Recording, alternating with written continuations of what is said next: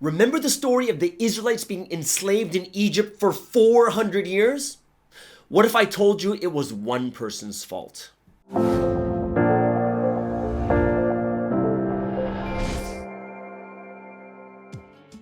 Hey guys, how's it going? Welcome to Espresso with Sky, giving you a fresh perspective on faith, life, God, and the Bible. I am Pastor Sky, and over here are my two sidekicks. Hope you guys are having an awesome week. Haven't done so, go ahead, hit all those crazy buttons, subscribe, like whatever it is. But the most important thing is, I want to hear your comment below. Honest comments on today's topics. If you want to support this ministry, we got PayPal and buymeacoffee.com. All right, so let's begin. Imagine if you're suffering and going through pain, not because of your own mistake, but because of someone else generations before you. Would you think that would be fair? In the same way, the Israelites were enslaved in Egypt for 400 years, and it wasn't even their fault. It was because of someone else generations before them. Would you complain to God? Now here's the thing. Who is this one person? And it is Abraham, the father of faith, the patriarch of Christianity. It was his fault that 400 years of slavery happened to the Israelites. Now here's the thing, and here's the question. How could one man cause so much suffering and devastation for people generations later and for so long? Why would God do it that way? So let's dive deep into this topic and figure out what happened. So the first thing is, what did Abraham do? Like, what was his mistake? And we got to turn to Genesis chapter 15.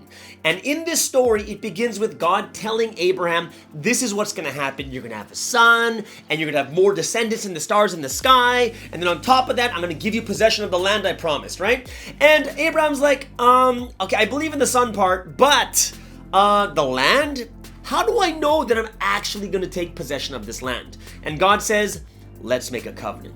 Now, back then at that time, a covenant, and the most serious of covenants, was done with blood, right? So that covenant had to be sealed with blood. How do they do this? Well, look at verse 9. And in verse 9, God says, 3 animals, 2 birds. All right, that is your sacrifice for the covenant. And they're like, all right. So what you do is you cut all the animals and birds in half. You put one side on the left, one side on the right, and you have the insides of the animals. You walk over them while repeating the covenant, and you are sealing this covenant in blood, which is the most serious covenant, okay? So this is something that is an actual promise, a covenant God is making with Abraham, saying, chill, it's going to happen. I'll prove it by doing this covenant together with you. Now, here's where the problem is in verse 10.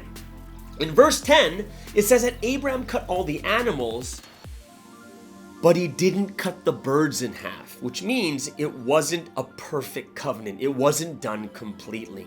And then how do you know something went wrong? Because in verse 12, he falls asleep, and what happens? He feels a thick and dreadful darkness, okay? So if you feel something that bad and dark and ominous, you know there's something wrong. Because if it's really good, wouldn't it be like, and then he felt light and happy and joyful, but instead, thick and dreadful darkness. And then in verse 13, God lays down the judgment and says, know that your people, your descendants will be trapped and enslaved in a foreign land, and they will stay there for 400 years. Now think about this, guys. What happened and what was the mistake? What? You didn't cut those 2 small birds? What does this all mean? So we're going to get into a little bit more of how did this happen from this one small mistake to like thousands of people being tortured and suffering in slavery for 400 years. Now, with today's topic, I want to answer 2 questions that are really important. Number 1 is, can one person cause so much pain and suffering for so many people? And the answer is yes. Absolutely, it is biblical, and it happens in life today all the time. So let's take a look at 2 people in the Bible that are infamous and famous for causing the fates of many people. The first of which is Adam. And through Adam, all die. And we know this, right? One person commits the fall and everyone is suffering because of it. And on the flip side, we have Jesus. Jesus, he doesn't make a mistake, but does everything he's supposed to do. And through one person, the fate of all people are changed again. You can see this in 1 Corinthians chapter 15, verse 22. In Adam, all die, and through Christ, all are made alive. So through this single person's action, it changes the fate of many people. Now, what about in the world? Does it really happen today? Well, at a small scale, think about families. What about the father is abusive? What about the mother who doesn't care about the children? Even though it's just one person, absolutely affecting everyone around them. What about on the freeway? If one person is a bad driver, who does it affect? It affects everyone around them. Think about a president. A president can change the fate of an entire nation. Why?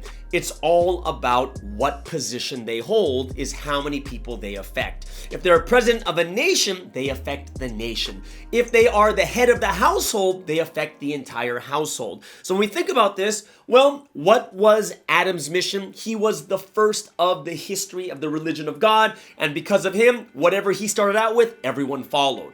Jesus, he was the Messiah. Abraham, who was he? He was the father of faith, the patriarch of not only just Christianity, but also Judaism and even Islam. So when you think of this, he held a very major role that affected tons of people. So the first question is, yes, absolutely. One person can affect so many people. That moves into the second question. Let's get into the second and probably the most important question. Is it fair? Is it fair that I paid the price for something I didn't do? I don't deserve it. Wasn't my mistake. It was someone generations before me. Why should I go through the pain and suffering because of that person?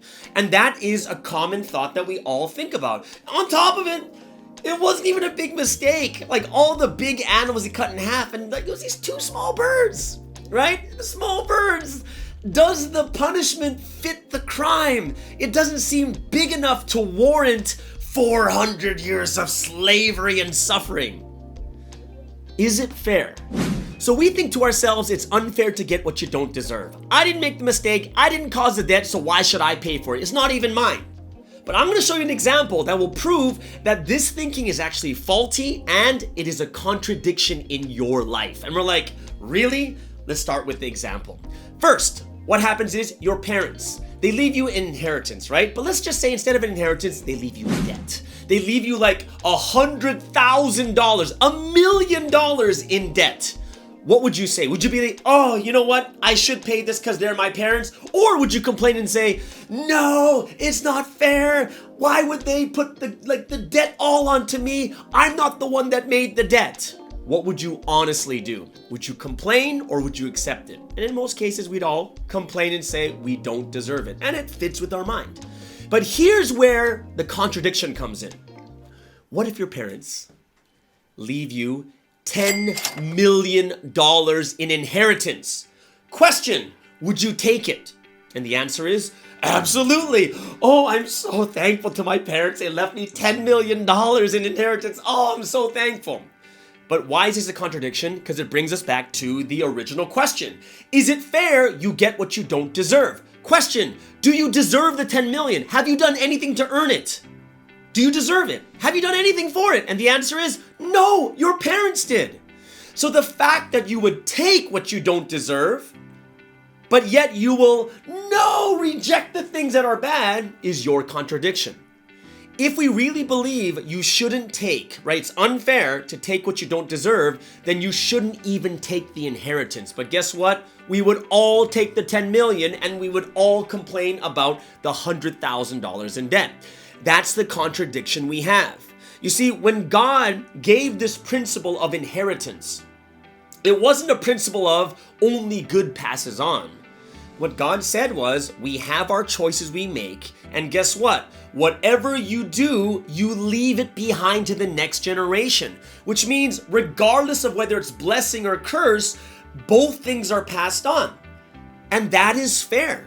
It depends on what that person does, which means your great-grandparents can leave you inheritance that is generational wealth for the rest of your life, and your children, children, they're all going to be wealthy. Why? Not because of you, it's because of your great-grandparents and the choices and what they did that allowed you to receive the blessings.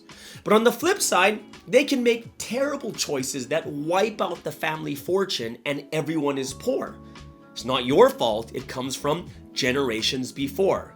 What God put in, like what principle God put in is not about, only blessings pass. No, the principle is just if you work hard, you make the right decisions, you do what is right, that will pass on, those blessings pass on. And you can find that in Exodus chapter 20, verse 5 and 6.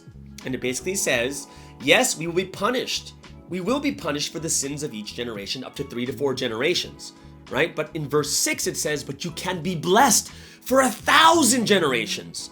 The thing that we don't think about is we only think about the debt and the punishment that Abraham left behind. However, if he did cut those birds in half and 1,000 generations were blessed, would anyone complain? Would anyone say, oh, we don't deserve these blessings? Oh, why are we getting these blessings when it was Abraham like 1,000 years ago that did this? Oh, we don't deserve this. Take this blessing away from me. Not a single person would say that. What we have to realize is this is life. The way that God did it was, the principle of life is the decisions and choices you make affect the people around us, and they can be for positive or negative, but it depends on your choice, what you do with your life.